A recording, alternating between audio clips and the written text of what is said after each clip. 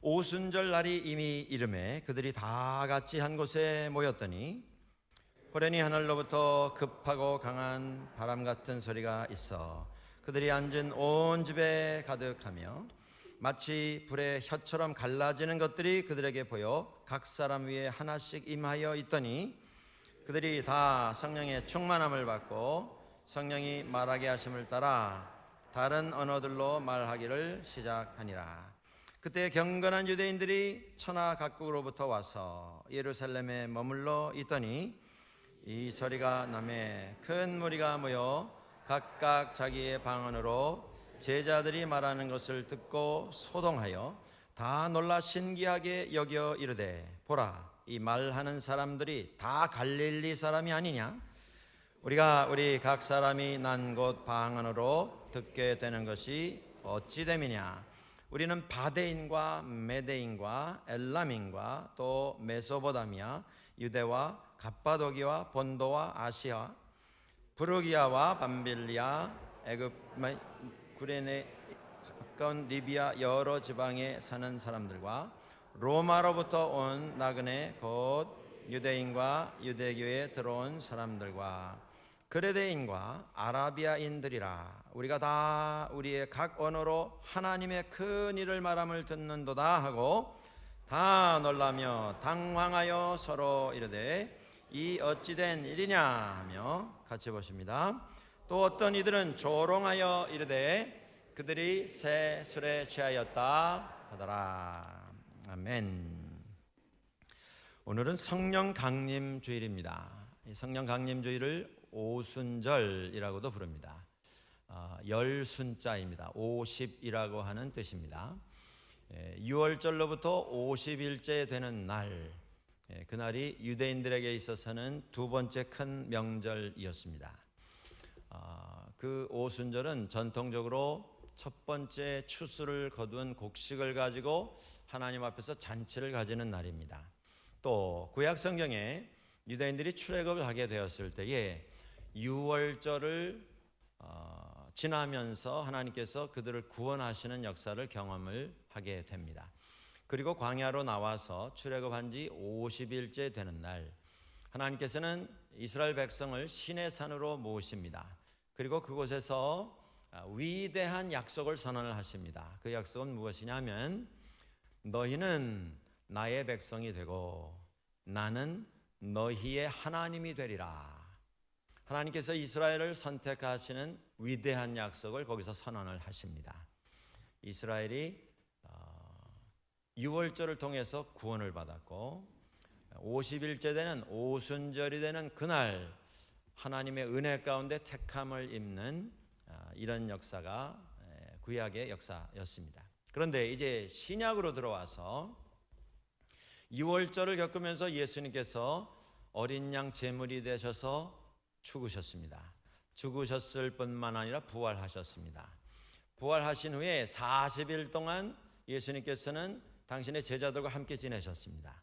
다시 말씀하시고 다시 용기와 소망을 새롭게 하시고 믿음으로 무장을 시켜 주셨습니다.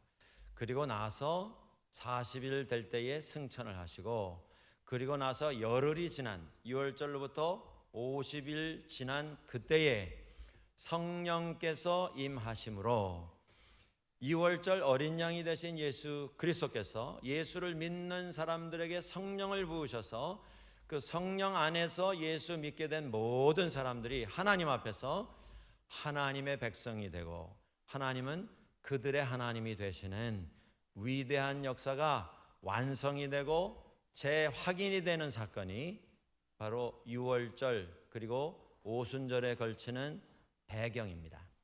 오늘 오순절날 임하신 성령의 역사에 대해서 성경은 우리들에게 소개를 해주고 있습니다.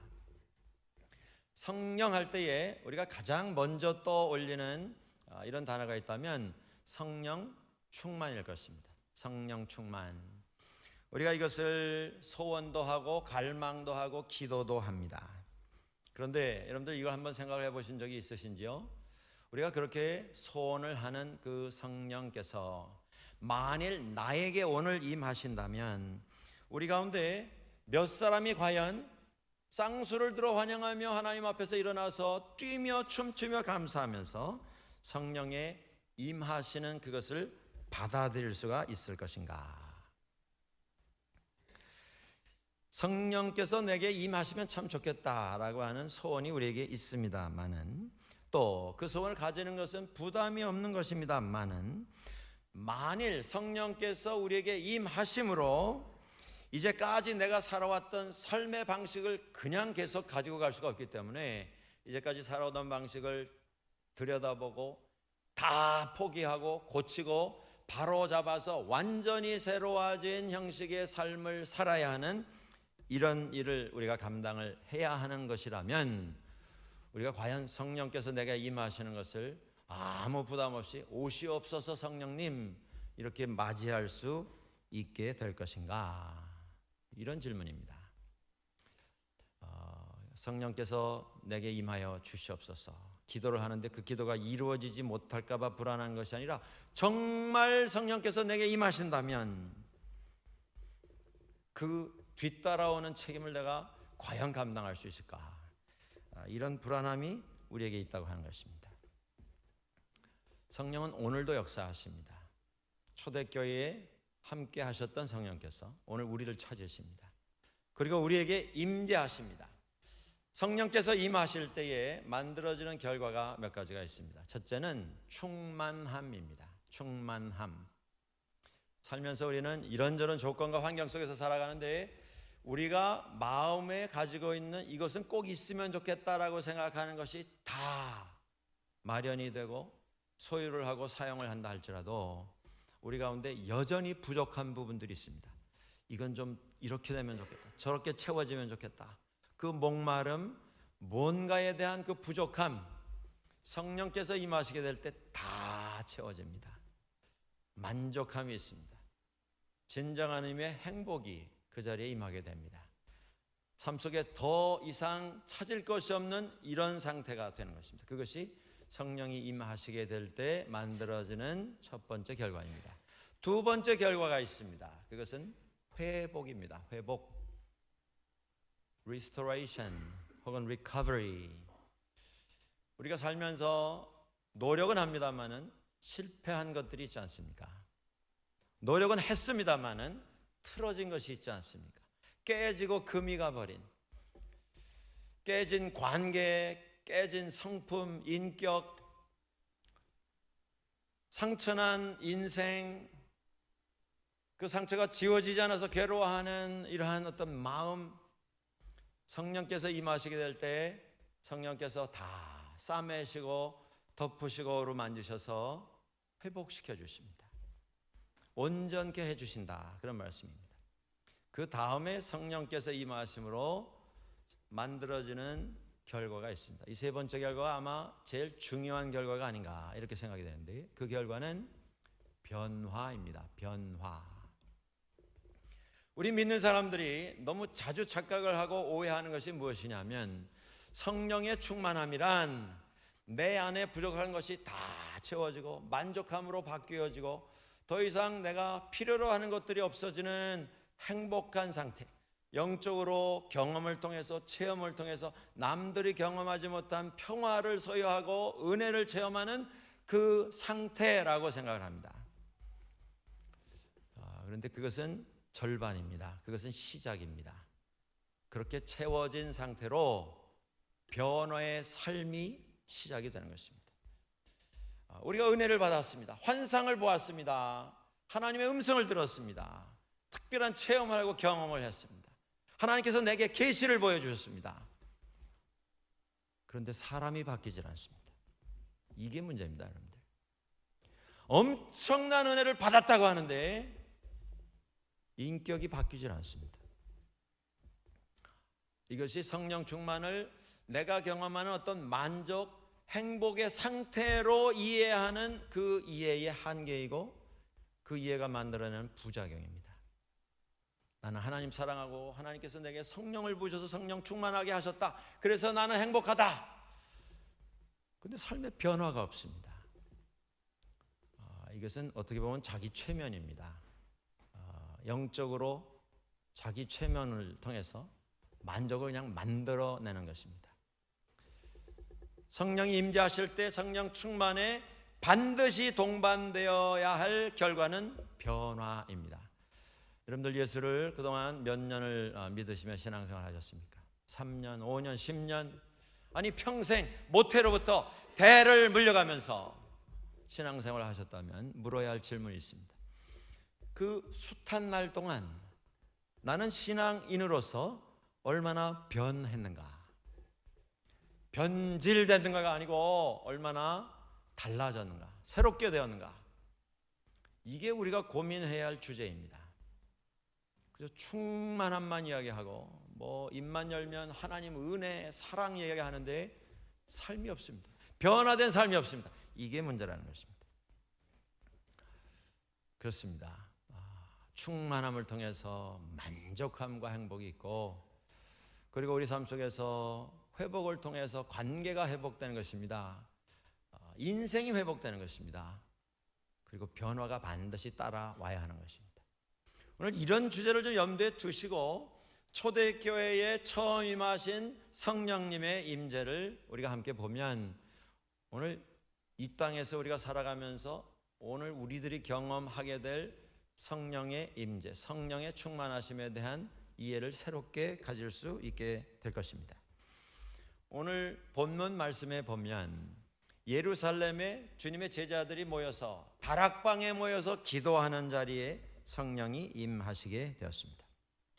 새로운 역사를 일으키시고 능력을 부으시는, 생명을 새롭게 하시는 성령의 임재는 주님의 제자들이 세상 속에서 할 일을 앞에 놓고 주님께서 맡기신 그 위대한 사명, 나가서 복음 전하라고 하는 그 사명을 감당하고자 하는 열정을 가지고 하나님 앞에 엎드렸을 때에 성령께서 임재하셨습니다. 우리는 거의 이 순서를 바꾸어 가지고 있습니다. 내게 성령께서 임하셔서 나를 변화시켜 주시면 내가 이것도 하고 저것도 할 텐데, 성령께서 내게 오셔서 충만함으로 나에게 경험을 시켜주면 내가 그 충만함 가지고 이 봉사도 하고 저렇게 섬기기도 할 터인데, 헌신도 하고 봉헌도 하고 다 할 터인데. 근데 여러분들 오늘 본문을 자세히 보십시오. 제자들이 예루살렘에 모여서 예수님께서 맡겨주신 사역을 감당하기 위해서 준비를 하고 있었습니다. 세상 떠난 가룟 유다 대신 맏디아를 뽑아서 사도 12명을 충원을 했습니다. 그리고 주님께서 맡겨주신 위대한 사명, 나가서 복음 전하라고 하는 사명을 감당하기 위해서 결심을 하고 세상으로 나가고자 할 때에 성령께서 임하셨다고 하는 것입니다. 왜 다락방이냐? 이게 중요합니다, 여러분들. 이들은 열흘 전에 예수님의 승천의 현장에 목격자로서 함께 동참했던 사람들입니다. 사도행전 2장에 보시면 여러분들이 성령께서 임하시는 오늘 이 장면, 얼마나 참 사람이 달라지는, 세상이 달라지는 역사가 일어나고 있는 것을 보게 될 텐데, 그 앞에 사도행전 1장에 예수님께서 승천하시는 그 현장은 지금 2장과는 또 다른 이런 현장입니다. 그것은 특별한 곳이었습니다. 예루살렘이 아니라 산꼭대기였습니다. 사람이 복잡하고 여러 가지 사건이 터지는 그런 곳이 아니라 예수님을 잡아 죽인 사람들이 기다리고 있고, 예수 믿는 사람 어떻게 해치려고 기회만 보면서 살기 등등해서 찾아다니고 있는, 문제투성이, 삶 속에 고통을 일으키고 상처를 일으키고 삶을 괴롭게 만드는 이런 요소들이 도처에 깔려있는 그런 곳이 아니라 완전히 격리된, 하늘만 바라보고 하나님의 영광만 임하신 곳, 그곳이 산꼭대기였습니다. 하늘이 열리고 주님께서 그들이 보는 앞에서 들려서 공중으로 올라가셨습니다. 하나님의 영광이 이 땅에 닿았습니다. 하늘과 땅이 닿은 그곳이 승천의 현장이었습니다. 여러분들, 이런 사건이 또 있지 않습니까? 예수님께서 변화산 사건, 예루살렘 십자가를 향해서 올라가시다가 산 위에 올라가셨을 때에 하늘이 열리고 하나님의 영광이 그 산 꼭대기에 임했습니다. 그곳이 천국이 되었습니다. 하나님의 음성이 들려오고 거기 모세와 엘리야가 자리를 함께하며 예수 그리스도와 말씀을 나누었습니다. 천국과 이 땅이 닿았습니다. 그곳에서 베드로가 한 유명한 말이 있지 않습니까? 주님, 여기가 좋사오니. 저희가 초막을 짓겠습니다. 주님께서 여기 머무시고 그냥 여기 살면 좋겠습니다. 왜 그런 기도를 한 것입니까? 거기는 염려가 없는 곳입니다. 하나님의 영광이 임한 곳인데 거기서 더 필요한 것이 무엇이겠습니까? 내가 더 필요해서 불만 가지고 여기저기를 뛰어다녀야 할 그런 삶이 뭐가 남아있겠습니까? 완전히 만족이 이루어진 것입니다. 거기 있고 싶어 했습니다. 예수님의 승천의 자리에도 마찬가지입니다. 하늘이 땅에 닿은 그 순간이었습니다. 그때 성령께서 임하셨다면 뭔가 조건이 다 구비되어 있는 그런 어떤 사건의 연속, 그것이 이루어지지 않았겠습니까? 그런데 그게 아니라 제자들이 예루살렘, 아직도 예수 그리스도의 피가 아직도 얼룩져 있는 그 장소에 이 사람들이 들어갔을 때에 성령께서 임하셨습니다. 여기서 우리가 얻어야 할 교훈이 있습니다. 그게 뭐냐면 산 꼭대기에서의 어떤 은혜의 체험, 그리고 거기 머물고 싶어하는, 영원히 그 은혜의 장소를 떠나고 싶어하지 아니하는 우리 믿는 사람들의 본능, 그게 하나님의 뜻이 아니라고 하는 점입니다. 성령을 부으셔서 충만해서 예루살렘으로 몰려 내려가는 것이 아니라 예루살렘으로 들어가서 그곳이 하나님께서 당신들을 있게 하시기에 한 그 장소인 것을 알고, 그곳에서 하나님께서 그들에게 맡기신 사명이 있는 것을 알고 그곳으로 들어가서 준비하고 주님 앞에 구했을 때 하나님께서 성령을 내려주신 것입니다. 오늘 우리 믿음의 순서가, 우리 기도의 순서가 뒤바뀌어져서는 안 될 것입니다. 오늘 우리에게도 성령의 충만함이 필요합니다. 성령의 임재하심이 필요합니다. 그 임재하심을 우리가 어떻게 경험할 것인가? 주님의 일을 하고자 하는 이 마음 가지고 하나님 앞에 엎드릴 수 있어야 합니다. 우리가 안일하게 신앙생활을 하자면 참 편하게 할 수 있습니다. 다 귀찮은 거 피해 다니고 복잡한 거 피해 다니고 피곤한 거 다 멀리하면서 하나님만 바라보고 만족한 생활을 할 수 있다. 그 착각에서 우리 현대 그리스도인들이 좀 깨어날 수 있어야 합니다. 사도행전 1장 11절에 이런 말씀이 나옵니다.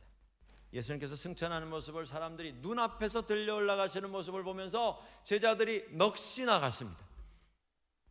하늘이 열렸습니다. 하나님의 영광이 이 땅에 임재했습니다.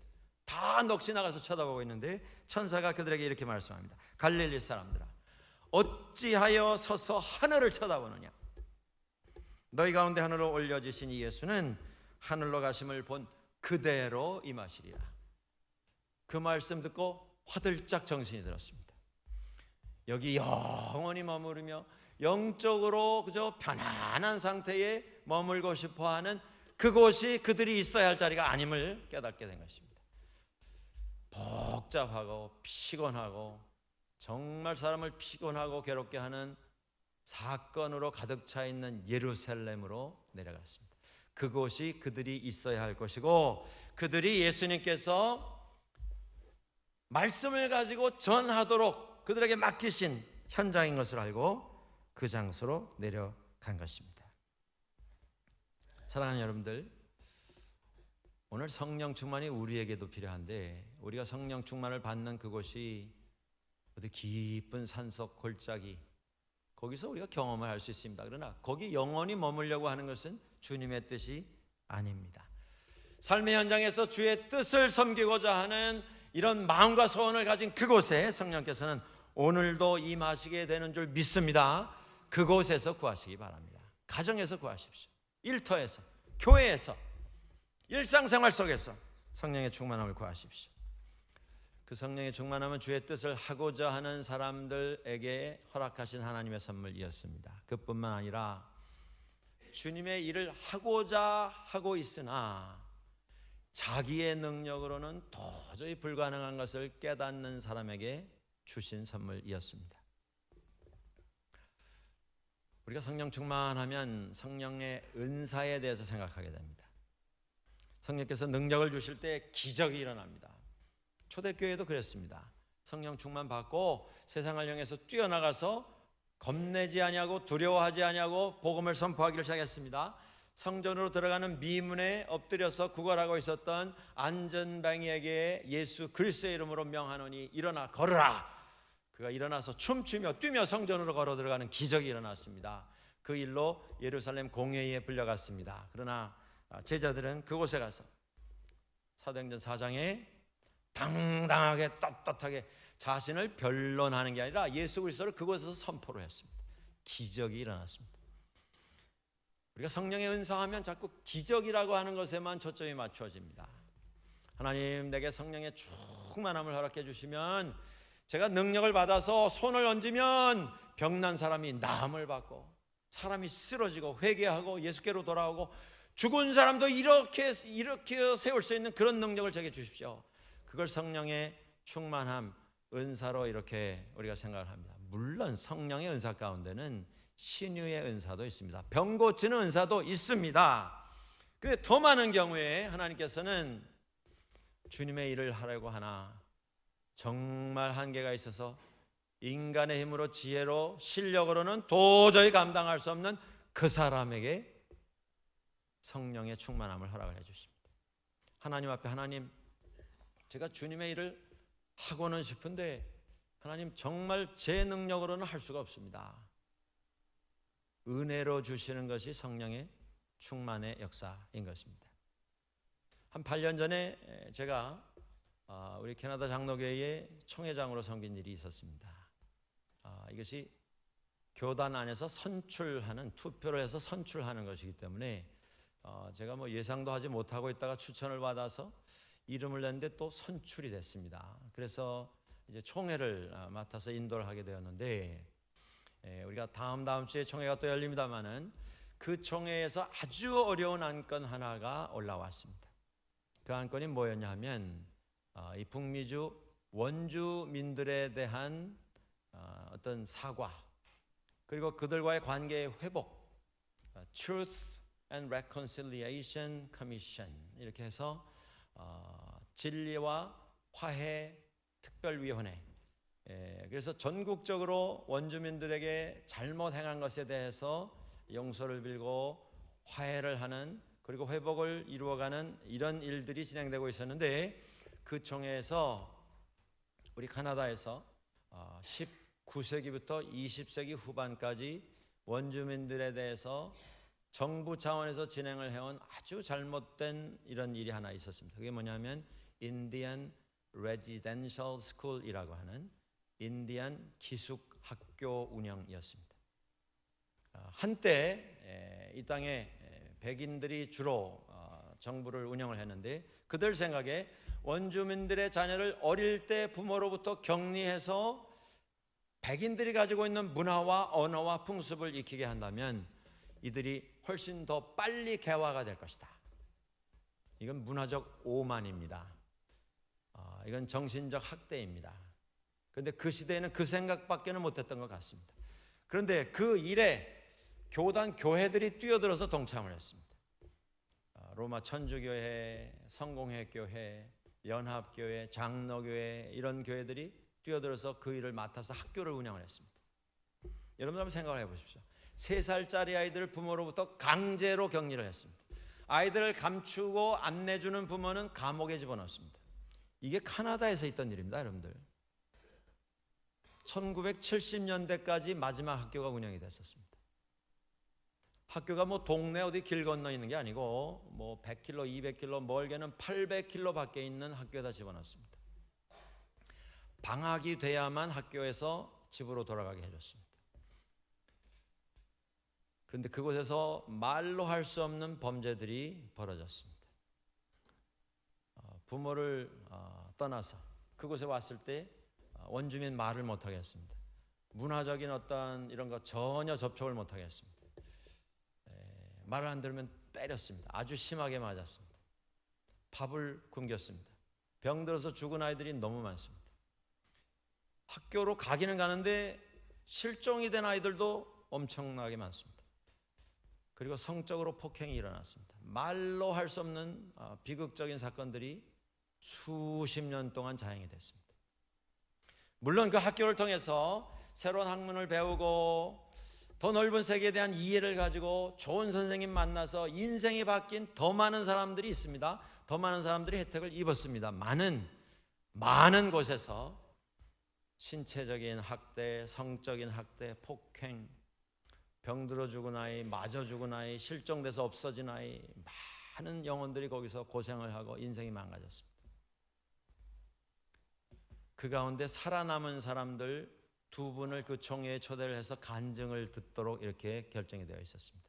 캐나다 장로교에서는 이미 그 총회가 모이기 한 20년 전에 교단장, 총회장에 가서 현지에 가서 원주민들에게 사과를 하고 공식적인 어떤 행사를 통해서 그것을 다 종결하는 걸 했습니다마는 원주민들을 총회에 초청을 해서 그들의 직접 증언을 듣는 건 처음이었습니다. 그날 거기 온 분이 원주민 기숙학교 생존자 협회 회장입니다. 남자분 한 분, 여자분 한 분이 왔습니다. 이 남자분이 거기서 증언을 하는데 3살 때 부모로부터 강제로 떨어졌습니다. 그리고 기숙학교에 가서 한 15살까지 거기서 살았습니다. 3살짜리를 성폭행을 했습니다. 생각을 해보십시오, 여러분들. 10몇 년을 성폭행을 당했습니다. 남자아이를 수도 없이 맞고 굶주리고 독방에 갇히고 그러다 도망을 쳤습니다. 도시로 나가는데 갈 데가 없습니다. 길에서 먹고 살면서 술 취하고 마약에 빠지고 뭐 인생을 시작하기도 전에 인생이 망가지면서 죽을 생각을 했습니다. 자살을 여러 차례 시도를 했습니다. 죽고 싶어 했습니다. 이 사람이 60이 넘은 분입니다. 울면서 증언합니다. 울면서 내가 얼마나 백인들을 미워하게 됐는지. 그게 교회에서 운영하던 학교입니다. 내가 하나님을 얼마나 미워하게 되는지, 내가 교회를 얼마나 미워하게 되는지, 인생 자체를 미워하게 되고 세상을 미워하게 되는지. 한 500여 명 앉아서 증언을 들었는데 숨소리 하나 안 들립니다. 여기저기서 흐느끼는 울음소리들이 터져나오기 시작했습니다. 무슨 말을 하겠습니까? 거기서 뭘로 위로를 하고 사과를 하겠습니까? 여러분들 백인들 우는 거 보셨습니까? 쉽지 않습니다. 그 광경 보는 게. 여기저기서 흐느끼는 울음소리가 터져나오기 시작했습니다. 저도 제일 앞자리에 앉아서 얼마나 울었는지 모릅니다. 다들 흐느끼고 있는데 순서가 끝났습니다. 조용합니다.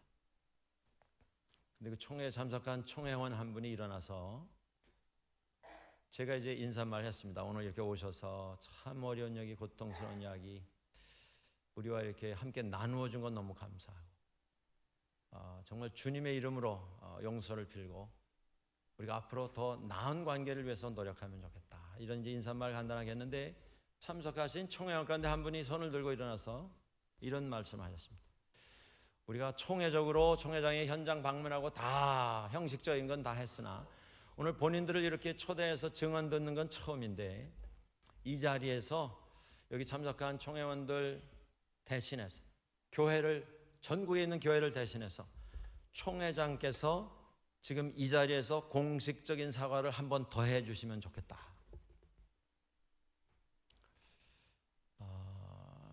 여러분들이라면 어떻게 반응하셨겠습니까? 지금 이게 회의가 영어로 진행되는 회의입니다. 근데 500명이 다 눈이 벌게가지고 저만 쳐다보시고 계세요. 되게 그런 회의를 하면 그 어젠다를 다 정합니다. 오전에 몇 시에 무슨 안건 그리고 이 안건은 어떤 방향으로 처리가 되면 좋겠고 질문을 할 때 이런 질문을 할 테니까 그 질문에 대한 답을 미리 준비를 해 주십시오. 이렇게 하는데 갑자기 아무도 예고하지 않은 분이 일어나셔서 사과를 교회를 대표해서 좀 다시 해 주십시오. 그분이 목사님인데 제가 얼마나 야속했는지 모릅니다. 예? 아니 같은 목사끼리 왜 이런 짐을 나한테 지우나 말이죠. 그리고 저는 이민자 아닙니까? 제가 지내놓고 보니까 이런 생각이 들었어요. 그게 마치 일본 국회에서 위안부 문제로 사과를 한다고 하면서 그 자리에 지금 의장으로 서 있는 일본에 살고 있는, 예를 들어서 무슨 인도 계통의 이민자가 의장이 되었는데 그 인도 계통의 이민자에게 우리 일본 민족을 대신해서 사과를 좀 공식적으로 해 주십시오. 저는 이 카나다가 그런 슬픈 역사를 가지고 있는 건 여기 와서 알았습니다. 인디언 레지덴셜 스쿨이라고 하는 단어도 한참 후에 들었습니다. 물론 그 일에 대해서 내용은 제가 확인하고 있었습니다만은 그 다 눈물바다인데 거기서 여러분 이민자, 그것도 1세가, 그것도 영어로 무슨 사과를 하시겠어요? I'm sorry? 네? Forgive me?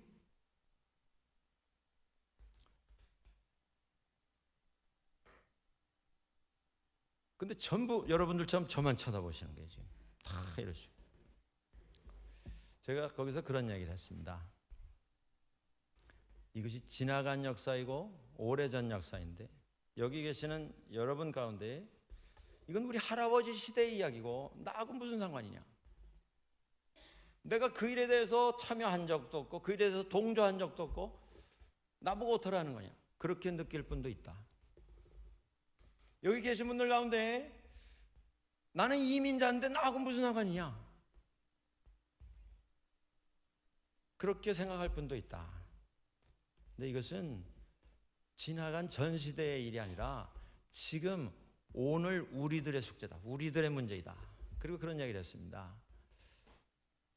역사를 배우는 목적은 제 개인적인 생각에는 역사를 공부를 해서 이 문제가 누구에 의해서 시작이 됐고 누가 책임이고 누가 벌받고 누가 형무소에 끌려가야 되느냐, 그것이 역사를 배우는 목적이 아니라 역사를 배워서 배운 사람이 다시는 이런 비극적인 역사가 이 땅에서 이 지구상에서 반복되지 않도록 하는 것, 그것이 역사를 배우는 목적이라고 생각합니다.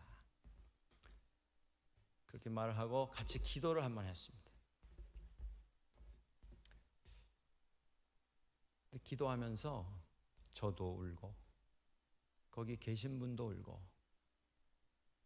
옆에 서서 손을 잡고 기도하는 그 원주민 그분도 울고, 서양 분들 500명이 같이 우는 장소에 계셔 보신 적이 있으십니까? 다 우셨어요. 다 울음 바다가 됐습니다. 그리고 회의를 마치고 내려왔는데 그 총회 서기를 맡은 분이 제게 오더니 제 신학교 동기 동창 친구 목사입니다. 백윤 목사님인데 오시더니 그런 얘기를 해요. 오늘 저녁에 정말 성령님께서 우리와 함께 하셨다. 여러분들, 제가 뭐 말을 잘해서 감동을 주겠습니까? 전혀 예고 없이 지금 사과를 한번 해 주십시오 라고 하는데 무슨 조직적으로 논리적으로 무슨 역사 정황을 다 참고해서 뭘로 감동을 주고 뭘로 고백을 하겠습니까? 그런데 이 일이 내 힘으로는 하는 게 아니더라, 그런 말씀이죠. 제 능력 밖의 일이더라, 그런 말씀이죠.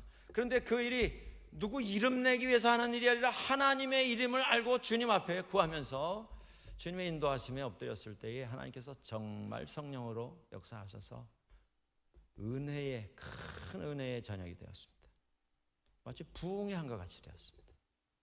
그리고 그날 이후에 총회가 얼마나 그죠 순탄하게 이렇게 진행이 됐는지 모릅니다. 바로 이것입니다, 여러분들. 성령 충만이 필요합니다.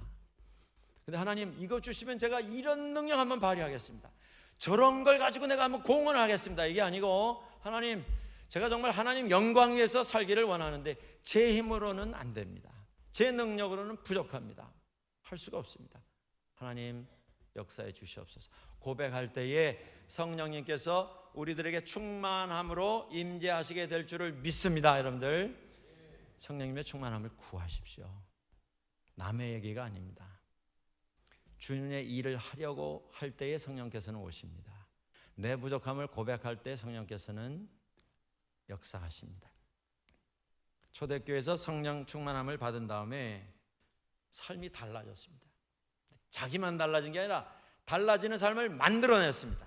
나가서 예수 전하기 시작했습니다. 겁내지 않고 두려워하지 않고 주저하지 않고 나가서 세상을 바로잡는, 다른 사람들의 잘못된 삶, 병든 삶을 고치는 일을 시작을 했습니다. 그리고 또 하나 흥미로운 부분이 있습니다. 그것은 성령 충만 받고 나서 그들 삶에 생겨난 변화 가운데 아주 중요한 게 무엇이냐면 그들의 경제 생활이 달라졌다고 하는 겁니다. 우리 예수 믿으면서 예수님은 우리의 구주이시고 예수 믿는 건 하나님 바라보고 사는 것이고 말씀에 순종하는 삶이다.